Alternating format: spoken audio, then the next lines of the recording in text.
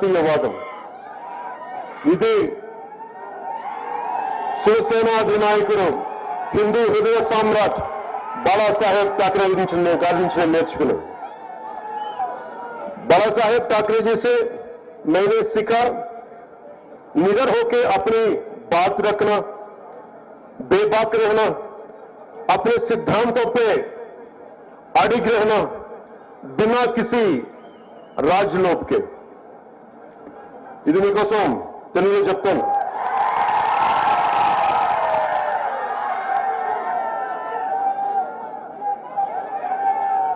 నేను కేవలం ఓట్లు వేయమని అడగడానికి రాలేదు।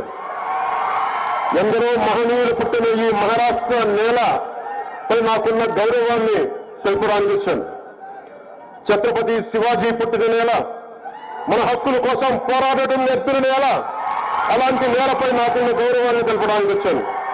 స్వరాజ్యం అనే పదానికి అర్థం తెలిపిన గొప్ప నేలపై నాకున్న గౌరవాన్ని తెలియజేయడానికి వచ్చాను। బాబాసాహెబ్ అంబేద్కర్ కర్మ భూమిగా నిలిచిన ఈ గొప్ప నేలపై నాకున్న గౌరవాన్ని తెలపడానికి వచ్చాను। రాజ్మాత జిజాబాయి నేర్పిన విలువలతో నిండిన ఈ గొప్ప నేలకు మనస్ఫూర్తిగా నమస్కరించడానికి వచ్చాను।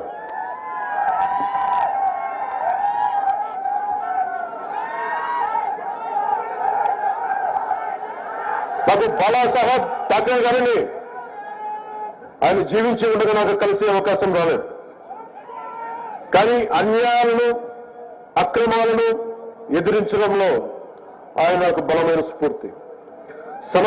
సనాతన ధర్మాన్ని ఏమాత్రం భయపడకుండా పరిరక్షించడంలో బాలాసాహెబ్ ఠాకరే గారు నాకు స్ఫూర్తి।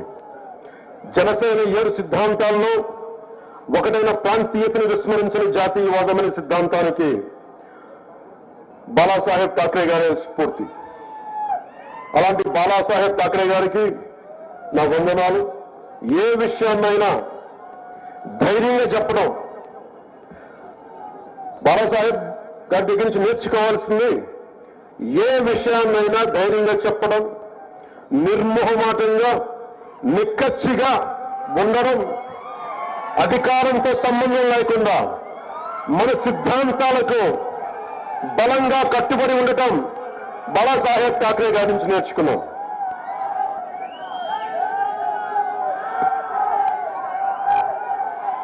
मैं पिछले दशक में जब मुड़कर देखता हूं तो मुझे दिखाई देता है आर्टिकल 370 के बाद का